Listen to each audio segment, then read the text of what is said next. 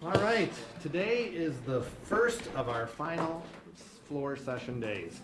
We have an ambitious calendar with a whole lot of bipartisan bills that do good things for people all across Wisconsin.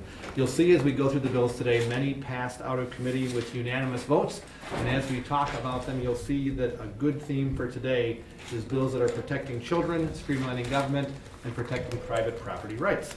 And we're going to begin today with Representatives Clayfish and Taylor, who have a bill AB 673 dealing with protecting victims of abuse. Representatives Clayfish and Taylor. Well, thank you all very much. Thank you, Speaker, and thank you to Representative Clayfish. Today, AB 673 is up, and this is a really important bill because it establishes an address confidentiality program for victims of domestic violence, sexual assault, and human trafficking. Currently, there's really no way for a victim to protect their address when they leave an abusive relationship or when they try to get away from a stalker. We do have a voter confidentiality program, but that's confined to voting. And so what this bill does is really set up a way for a victim to get a confidential P.O. box through the Department of Justice so that when they leave that abusive relationship, they have a way to protect where they're living and protect their safety, protect their health. We will be the 35th state to adopt a program like this. It's been extremely successful in other states, and it's just a real common sense thing to do, and I'm very proud that we did have a really strong bipartisan co-sponsorship of the bill, both in the Senate and in the Assembly. The Senate, the lead was Senator Schilling and Senator Fitzgerald. So very strong bipartisan support of this bill, and super important, this bill is going to save lives.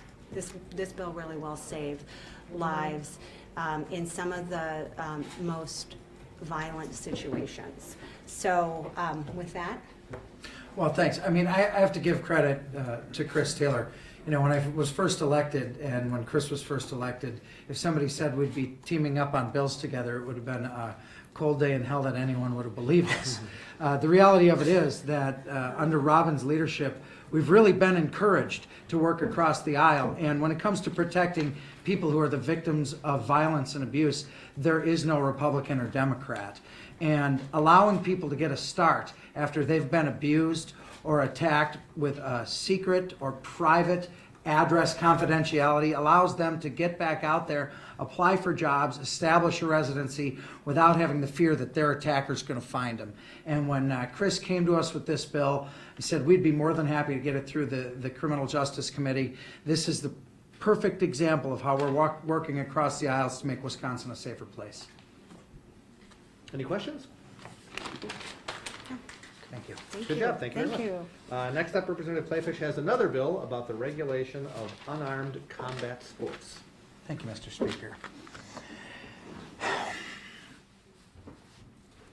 You know, when regulations were put in place, safety regulations to protect human life for boxing and other types of sports where blows to the head were involved, nobody really foresaw the advent and the popularity of mixed martial arts. And with the growing mixed martial arts support, viewership, fan base, we thought it only fair that mixed martial arts, which contain specifically blows to the head, have the same regulation as boxing has had previous to that. So what this bill does is bring into compliance mixed martial arts events where there are blows to the head, the same way that we regulated and made sure that boxing matches were safe prior to that. There's a very specific example in Milwaukee that's often pointed to, and I'll let you research that on your own.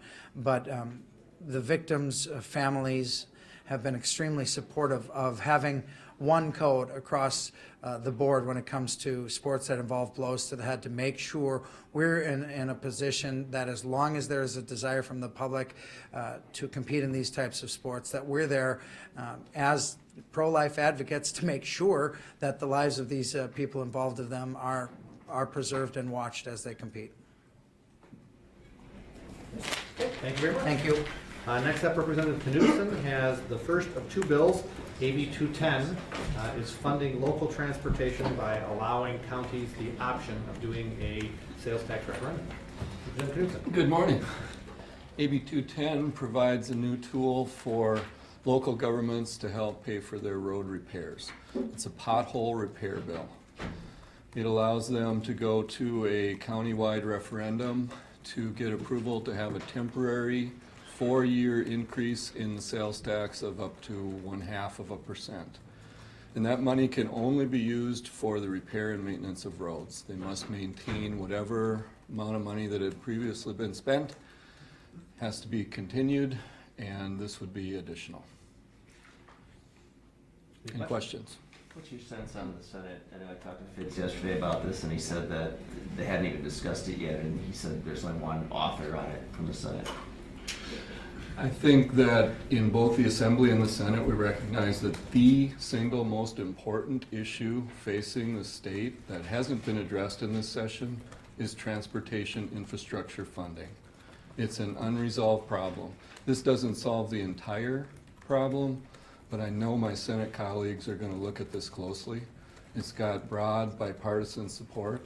It's something that they wouldn't be voting to raise the taxes on anyone, but merely, just like we do with school referendums and with our levy limit law, merely give local taxpayers the decision whether they want to use an extra increment of sales tax to help make sure they've got solid transportation infrastructure. So I hope that the Senate will take it up, and I would expect it would have bipartisan support there, just like I expect it to have here in the Assembly today. What do you say to the criticism about like essentially patching this by letting local governments doing it is sort of like putting off the tackling the bigger problem that actually may make people have less of an appetite because it's not as big of a No, I reject the idea that it somehow makes them have less of an appetite to solve the statewide problem. Local governments are where money is spent generally the most efficiently and effectively. And the beauty of this bill is that it maintains our principles as Republicans that there ought to be local control, that no one should have their taxes raised unless they get a chance to have a say in that.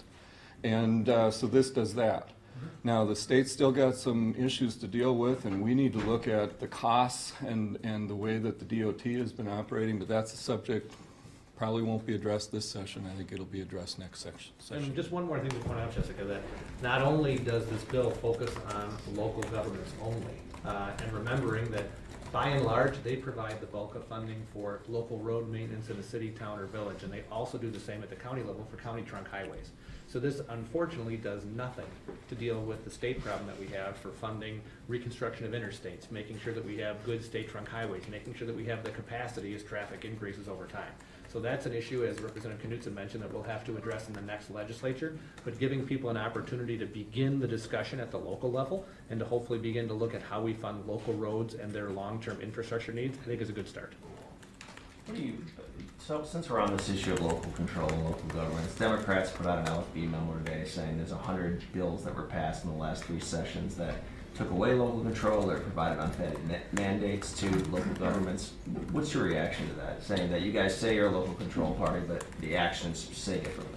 Well, I think that by and large, we have always supported the idea of allowing local governments to have control. I still do. But there are certain times where it makes sense to have a uniform standard so we don't have a patchwork quilt where the average taxpayer, the average business has to try to comply with a myriad of regulations based on literally an artificial boundary that was created when statehood happened between 2 townships or between a town and a village.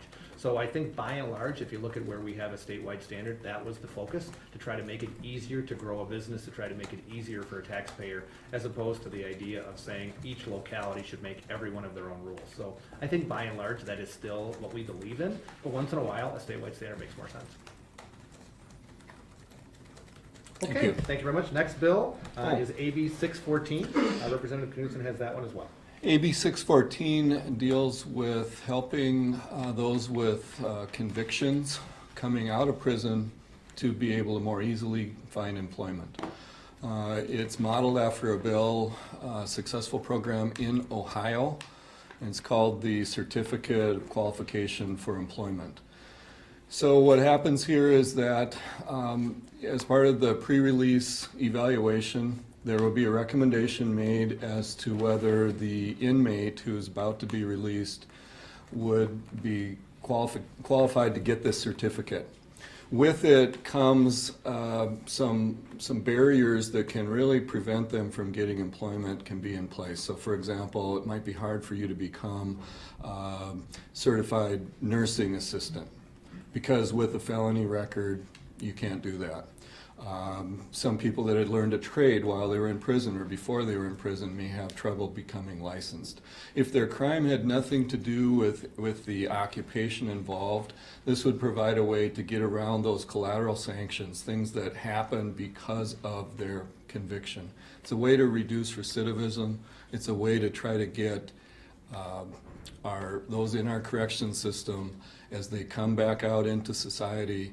The most important thing is to get gainful employment, get a good job, and be able to stay in that job. Any questions? Thank you. Thanks, Dean. Next up, Representative Spiros has two bills as well. The first one is AB 545, which is another strong bipartisan bill dealing with CPR training. And then the next bill is AB 521, privacy protection, if you want to start with CPR training. Sure. Good afternoon. The bill that we have today, AB 545, basically what it does is it gives schools, it puts into place into our school system 30 minutes of compression training for CPR. I think you all probably recall when we did CPR training and it was a half a day or a full day. This is 30 minutes going into the schools and basically giving it, that education to teenagers who will be adults someday. So at some point we'll have more individuals out there being able to do this. If you recall, in my district, we had an individual who was riding a bike and he ended up having a massive heart attack. 3 teens came to his rescue. And fortunately, the teens knew how to do CPR because of life-saving events, because they actually had taken the courses, helped this individual, brought him back to life, and they were all here on the assembly floor some months ago, and we presented them with Hometown Hero Awards. So that was part of the motivation to get this thing moving, but I think there's 27 other states that actually have this in place, so I think it's a great bill. Questions? Okay, AB 521, privacy protection. If you recall last session, Wisconsin Act 243, this basically just extends and adds a little bit more to that. And this came from the prosecutors are having a difficult time prosecuting under Wisconsin Act 243. This would typically have to where someone who doesn't give consent but knows that they're being videotaped or is not able to because of being intoxicated or because of their mental status or because they're under 18. So this basically puts protections in place for those victims, and that's what this bill primarily does. Okay, good job, John. Thank you very much. Thank you. Representative Poinga is here with AB 460. This is making changes to the process that we use through the claims board for those who are wrongfully convicted. Representative Poinga? Thanks, Mr. Speaker. What we have before us is a bill that Wisconsin was the first state to give compensation for wrongfully convicted, but we haven't made a lot of changes since that point in time. And so what this bill does is it provides $50,000 a year for the wrongfully convicted, up to $1 million. And essentially, it doesn't provide justice. We can't provide justice for folks that have gone through the pain of being wrongfully convicted, but allows them to catch up with their life for the time lost with equity in a home, money for job training, and other issues that go with being wrongfully convicted. So really happy to be helping these individuals out. It's the least the state of Wisconsin could do, and appreciate the speaker and the other majority's support for this bill. Are there any provisions in this if this person would ultimately would offend again at some point after they had already been reimbursed or given this money by the state? Yeah, so if you offend subsequent, then you are no longer eligible. But do they have to pay back any of the money that the state would have provided in the meantime? The compensation board has the ability to do the money in an annuity or in other forms. It doesn't have to be a lump sum payment. And so if the compensation board feels like that's one of the stipulations they could put on it, they could put those stipulations on it saying that you get this annuity for this amount of time and it's subject to certain behavior. You said compensation board, do you mean claims board? Yes, thank you. If the claims board awards a finding to someone and then they subsequently reoffend, and that payment has already been made, is it allowable to be taxed for victim services or victim repayment? I don't believe so. Is there been any discussion since the discussion of Stephen Avery and this Yeah. has been so heavily in the news? Right. Right. About that case and how that may have played out under the Yeah. scenario that you're proposing. So this is a fear of mine, to be really honest about it, is that we worked on this bill the last 2 sessions, and we introduced this bill again this session, and then all of a sudden, the whole Making a Murderer came out. And we did not see that coming. And so we don't want to make this about Stephen Avery. It's not about Stephen Avery. In fact, I want to be very clear that we are the legislative branch. Anything that has to do with the Avery case has to do with the judicial branch and the review process in place there, and to a much lesser extent, the executive branch with their ability to pardon. This is simply a bill to give the claims board the ability to offer people more compensation. This bill has nothing to do with Stephen Avery. And the most important part, I just want to reiterate what Representative Plank said. The claims board is given a great deal of latitude to be able to determine how long the payment is, what are the conditions that would go on the payment. It was up to $50,000, so it could be less per year. So I think that the bill really is a good one because it just empowers the claims board, who really looks into what happened, tries to understand and right the wrong if one was committed, to make sure that, you know, the taxpayers are protected, but also if somebody was wrongfully imprisoned, they have a right to make their life be made whole. If someone is dissatisfied, let's say they were wrongly convicted, the claims board doesn't give them as much as they think they're due, what would the next step be? I think currently under the claims board, they have to get a bill introduced. Would that be their only way to get additional money, or could they go to court and claim that the claims board had not given them an adequate compensation for their time? Right, so you have to remember that the claims board process is separate apart from our civil legal system. Right. And so they always have the opportunity to go back and do a civil lawsuit. And from a taxpayer perspective, this would actually take a claim out of the civil lawsuit as well to reimburse taxpayers. So I'll give you a real quick example. Robert Stinson was a gentleman who was convicted of murdering an elderly woman and raping her, including bite marks. And those bite marks were put into evidence that he was the killer, along with bad testimony that he was coerced into giving. In that case, let's say, hypothetically, that the dentist that gave that false testimony was found civilly liable to $3 million, wherever it was, the court decided, is theoretical. Then if the state awarded that person $1 million, the state would get their $1 million back from that civil lawsuit, but Robert Stinson would still get the $2 million net. So to answer your question, there's still a dual process here where the state has that claims board, but if they are wrongfully convicted based on someone's own negligence, that person's negligence is still held accountable in civil court. And the process will still remain because that claims board is also for people who had a contract breach or other things that are not involving somebody who's convicted one way or the other. So that's still all. All right, Okay, thank you very much. Appreciate it. Next up, we have Representative Kirkman, who has AB 566, another bill dealing with privacy protection. Representative Kirkman. Thank you, Speaker Voss. Great to be here today to talk about Assembly Bill 566. This was brought forth by a situation in my district where at 2 locations, a gentleman and he coerced a woman to help set up video cameras the size of the cell phone and put them in locker rooms. And unfortunately, during that taping, and he captured 50 terabytes worth of data, so a lot of data, he was subsequently convicted, but there is not a delineation for capturing the images of the children. So what Assembly Bill 566 does is essentially goes from a Class B misdemeanor to Class A misdemeanor for capturing the images of adults, and then puts a penalty enhancer in there if you capture an image of a child. So Class I felony. So. Easy enough. Any questions? Okay, thank you very much. Next up, Representative Jagler is here with another bill dealing with privacy protection.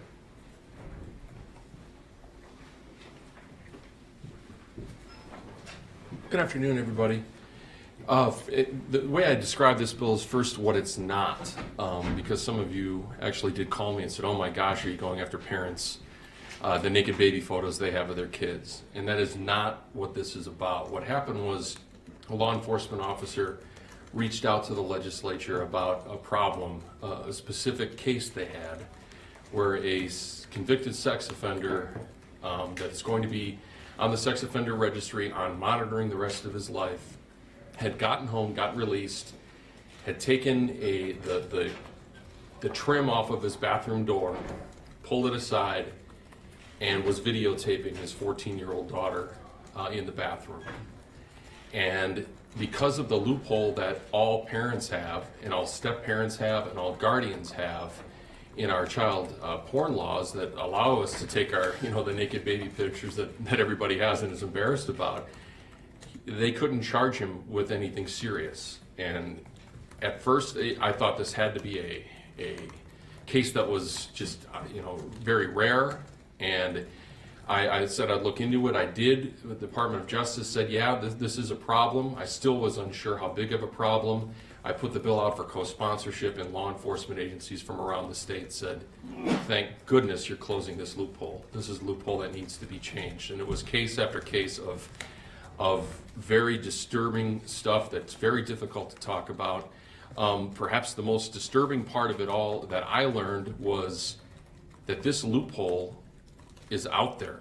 The people that do this, the child pornography peddlers, are aware of this loophole. Now, they still would be charged if they distributed it, but they were aware of this loophole that in Wisconsin law that all parents share. And again, it applies not just to parents, but it's the guardians and step parents. So we work to make the felony conviction available to people who are taking these photos for sexual gratification purposes. And the burden of proof would still be like any other case, and the prosecutor would have to prove that. So that just, how do you close a loophole? You just delineate it by the purpose? Right. The photo was Yes, taken? if you're taking, the bill states, if you're taking these photos, these images, these videos for your own sexual gratification, you no longer are covered under the loophole that all parents. How do you prove that motive? That's not up to me to prove. That's up to law enforcement. And that was what they had asked for. Is look, it's just like any other case. Any other case where you have to prove intent, you have to prove it beyond a reasonable doubt, and that's up to prosecutors to do. It was very emotional testimony from the police officers involved in these cases. In the Senate committee, there was a mother who testified about a situation with her ex-husband that was just beyond anything. This wasn't a happy bill to put forward, but I'm very proud of it because it's a loophole that does need to get closed. Okay, thank you very much. Appreciate that. Next up, Representative Ballwig has AB 808, which is the Sexual Assault Victim Amnesty Bill. Representative Ballwig. Thank you very much. Well, what the Sexual Assault Victim Amnesty Bill does in the cases of someone who is underage and is a victim of sexual assault, that they would not be given a underage drinking citation. Also, an individual that would be considered a bystander, someone who would be helping out that person and either getting them to law enforcement or for medical attention. This is something that has been worked on by many different folks here in the area. It was we did a lot of help from the Attorney General's office to get this done and to get this just right. The UW Police Department, as well as now the UW Board of Regents, have done a resolution supporting this. We have the Badger Sheriffs, the Wisconsin Police Chiefs Association, and the victim advocacy groups. The Wisconsin Coalition on Assault is also on board with this and testified in favor of it, as well as working with other student groups. The UW Eau Claire Student Senate has endorsed this, as well as working with advocacy groups here on the Madison campus. And we are expecting this to be on the public hearing in the Senate next week in Senator Wangard's committee. So any questions? What does a bystander have to do to qualify for that amnesty? It has to be someone who is actively participating and helping that victim and cooperating with law enforcement and medical professionals. What do you think of those who say those underage drinkers shouldn't have an exception? Well, that is something that has been brought up, but the point of this is we want the perpetrator of sexual assault to be the victim, to be prosecuted in this particular case. That the actual issue of sexual assault is far more serious than that underage drinking, and that's the one that we want to make sure is the victim is taken care of in this particular instance. Okay. Okay, Thank you. very much.